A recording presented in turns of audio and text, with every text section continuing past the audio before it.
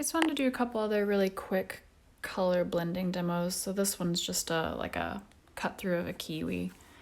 And I don't really have any of the colors I need to make it. So you're gonna see me try to mix it with a whole bunch of different blues, yellows, and then I have a couple like very cool greens, but that's not the color of a Kiwi.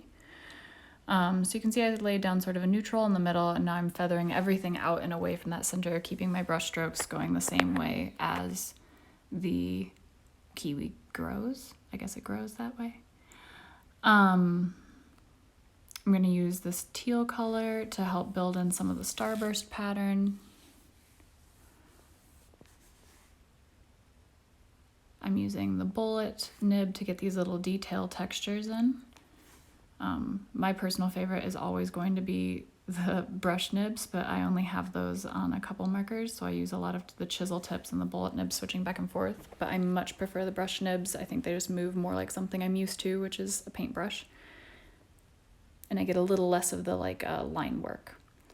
So here you can see the green I have is very bluish, which is not the color of a Kiwi, right? So I'm using it to shade the outside and then going over it with the yellow to warm it up a lot.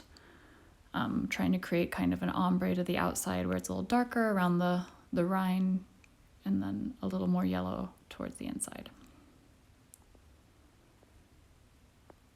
This green is also very blue, but it's a little more yellow, so I'm trying to use that to be my lower percentage marker to help blend the layers underneath it, and using it to increase the directionality of the fruit.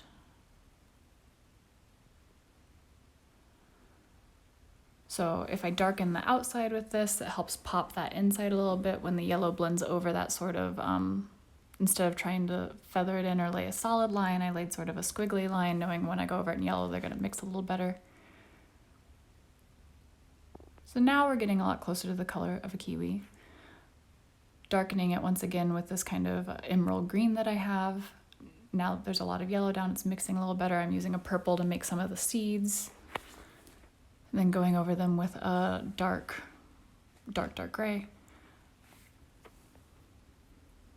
And adding one more green emerald pop around the outside to some of these. I'm focusing on the bottom portion here where I've got the seeds for kind of getting that part more correct, and leaving the top where you can see some more of the layering.